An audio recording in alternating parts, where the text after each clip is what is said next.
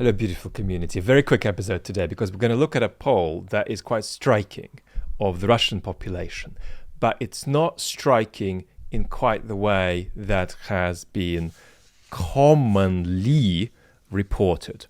So it's a poll by Russian Field, and they are thoughtful, reliable, and trustworthy. There's a 5% success rate, which means that 1 in 20 people asked completed the process.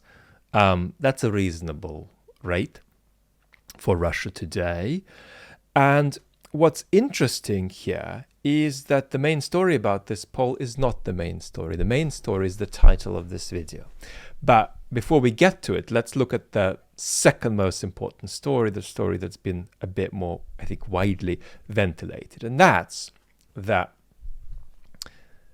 70% of Russians want a peace deal, or would like to take one now. What does that mean?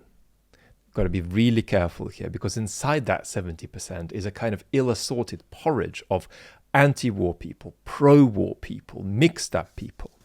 And when we look at this broken down, that is what we see. We have got at the top 17, 18% who do want the deal, but they would take it only on Putin's terms. Then we've got about 13% who would take a deal on any terms. Then we've got people who would take a deal if Russia kept Crimea.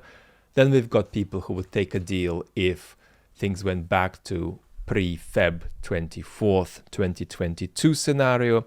So it's an ill-assorted mixture of different kinds of dispositions, all of them having in common, I think, two things. One, that they're getting a little bit fatigued by the war, and to some extent they want it to stop, or at least want to avert their gaze. And the second thing is that they're prepared to line up behind how Putin construes and performs his next step.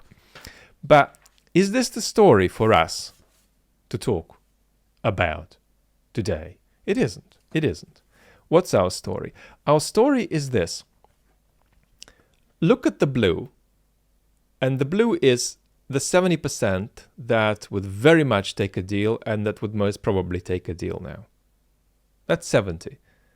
What about the 29% in red? There's 1% who didn't want to answer this particular question. What about the 29%? I mean, we talk about the blob in the middle, the anti-war, anti-Putin folks on one side, a minority, and then the pro-war, more radical than Putin folks on the other side. But when we're in a good mood, we hope that we'd be talking about 8, maybe 12% folks of that kind, and they might tap out at 20% if we are very, very, very generous in terms of how we count that radical group that might want to be more radical than Putin. But here we have got a situation where 14% are firmly in that group, 8% say they're probably in that group, and then there is a 7% that's oscillating. So we've got either 29 or 22% or 14% of people who are potentially available for either hardline opposition to Putin now, or some kind of, let's not be terrified by this because this is endlessly hypothetical, but a kind of post-Putin hardline scenario that was ventilated this week by Alexei Venediktov, the former editor of Echo Moscow, when he said, look, there could be many forms of revolution in Russia. It was asked about revolution, and one of them could be a hardline putsch where Mr. Putin gets locked up, rather like Mr. Gorbachev was in Faros, and then hardline people take over and say, this mess has gone on too long, let us use nuclear weapons in Ukraine.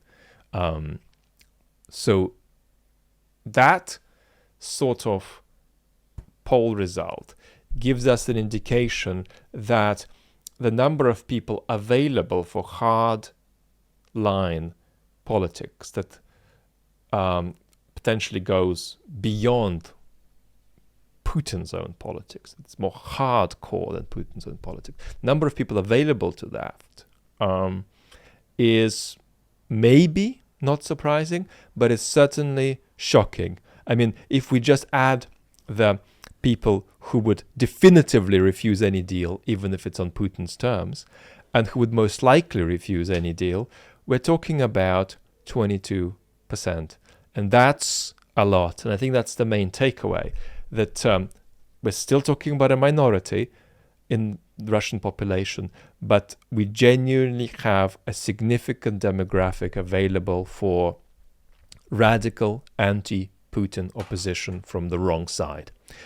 If you wanted to listen to me raving on a little bit more, I'm going to attach a link here to the latest episode of the Arturei podcast, where I visited recently. Lots of love, talk soon.